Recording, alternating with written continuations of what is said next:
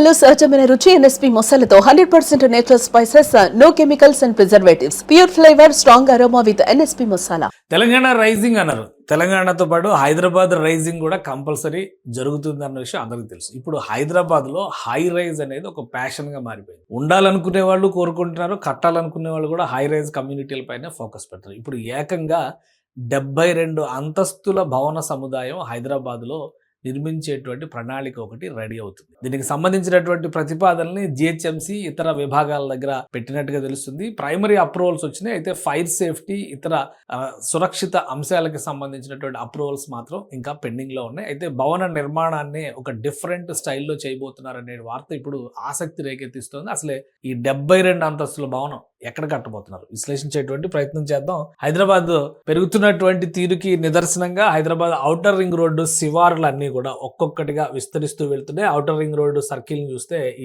ఇక్కడ కనిపిస్తున్నటువంటి మార్క్, అంటే ఈ 2 మార్కులు చాలా క్లియర్గా అర్థమవుతున్నాయి. ఈ సర్కిల్ మొత్తం అంతా కూడా ఔటర్ రింగ్ రోడ్డు పరిధి. సో ఇది ఇక్కడ జలాశయాలు, జంట జలాశయాలు ఉన్నాయి కాబట్టి ఇది ఇట్లా లోపలికి వచ్చింది. బట్ ఇదంతా కూడా ఔటర్ రింగ్ రోడ్డు. ఇటు చూస్తే కనుక ఇవి మెట్రో రైల్ లైన్స్ కనిపిస్తున్నాయి మనకి.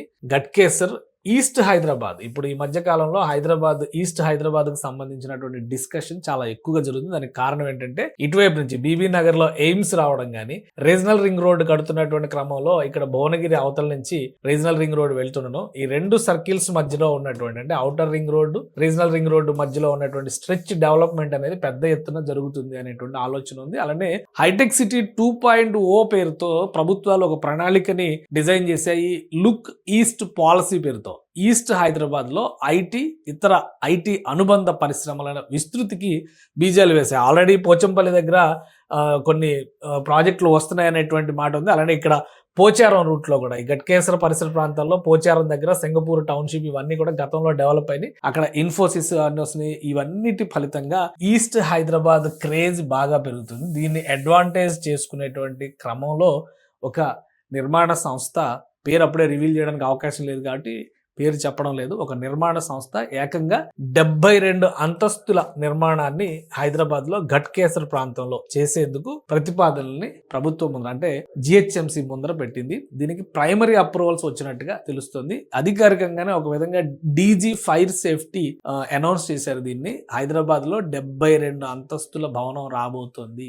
అంటే ఇంత పెద్ద భవనాలు నిర్మించేటువంటి క్రమంలో ఫైర్ సేఫ్టీ ఇతర సురక్షిత చర్యలు అనేవి చాలా ముఖ్యమైనటువంటి, కాబట్టి నిర్మాణదారులు, కొనుగోలుదారులు కూడా వీటిపైన సరైన అవగాహన ఉండడం అవసరం అని చెప్పని ఆయన సూచించారు. ఆ క్రమంలోనే ఒకసారి మనం చూస్తే కనుక ఇప్పుడున్నటువంటి హైదరాబాద్ సిటీలో ఇప్పుడున్నటువంటి ప్లేసెస్లో ఏది అతిపెద్ద భవనం, ఈ గట్కేసర్ ఏరియా అంతా కూడా చూస్తే ఇక్కడ మీకు కనిపిస్తుంది రింగ్ రోడ్డుకి సంబంధించినటువంటి జంక్షన్స్.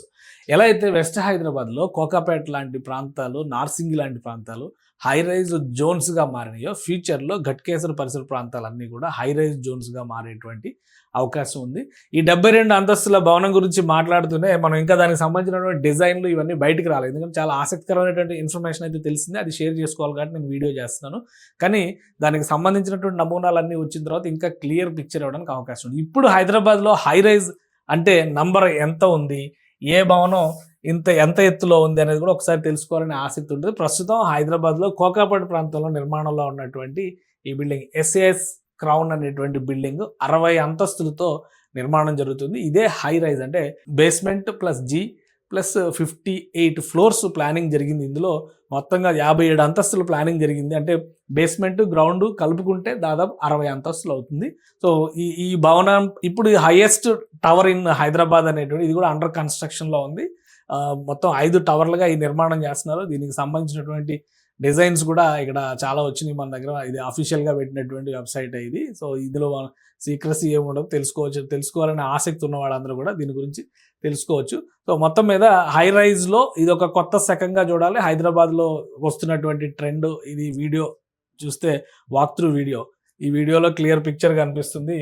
ఎటువంటి ఎమ్యూనిటీస్ ఇవ్వబోతున్నారు, హై రైజ్ కల్చర్ని ఏ విధంగా అయితే ప్రజలు ఇష్టపడుతున్నారో దానికి తగ్గట్టుగా డిజైనింగ్ కూడా జరుగుతుంది. అయితే ఇప్పుడు కొత్తగా 72 అంతస్తుల భవన సముదాయానికి సంబంధించి అది ఒక డాఫోడిల్ స్ట్రక్చర్స్ తరహాలో ప్లానింగ్ చేస్తున్నట్టుగా తెలుస్తుంది. ప్రతి 30 అంతస్తులకి దాని డిజైన్ మారుతుంది. మొత్తం 72 అంతస్తుల భవన సముదాయం అనేసరికి ఆ స్ట్రక్చర్లోనే ఫైర్ సేఫ్టీ విషయంలో కానీ, drinking water supply, drainage systems వీటన్నిటికి కూడా చాలా జాగ్రత్తలు తీసుకోవాలి. కాంప్లికేటెడ్ ప్లాన్స్ ఉంటే దీనికోసం ప్రత్యేకమైనటువంటి హై రైజ్ భవనాలని స్టడీ చేసి దానికి తగ్గట్టుగా ఈ 72 అంతస్తుల భవనాన్ని కూడా డిజైన్ చేసినట్టుగా తెలుస్తుంది. ఇది అధికారులు చెప్తున్నటువంటి మాట. అలాగే ప్రతిష్టాత్మకమైనటువంటి భవనాలని సరసన హైదరాబాద్లో ఈ కొత్తగా నిర్మించబోయేటువంటి భవనం కూడా చేరే అవకాశం ఉందని చెప్తున్నారు. ఘట్కేసర్ హైదరాబాద్ ప్రైడ్గా రాబోయేటువంటి రోజుల్లో మారేటువంటి ఛాన్సెస్ కనిపిస్తున్నాయి.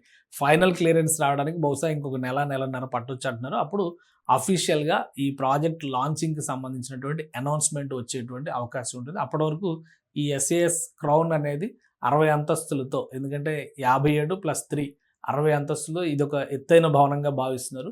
నెక్స్ట్ లెవెల్ హైదరాబాద్కి 72 ఫ్లోర్స్ హై రైజ్ బిల్డింగ్ ఘట్కేసర్లో ఏర్పాటు అయ్యేటువంటి అవకాశాలు కనిపిస్తున్నాయి.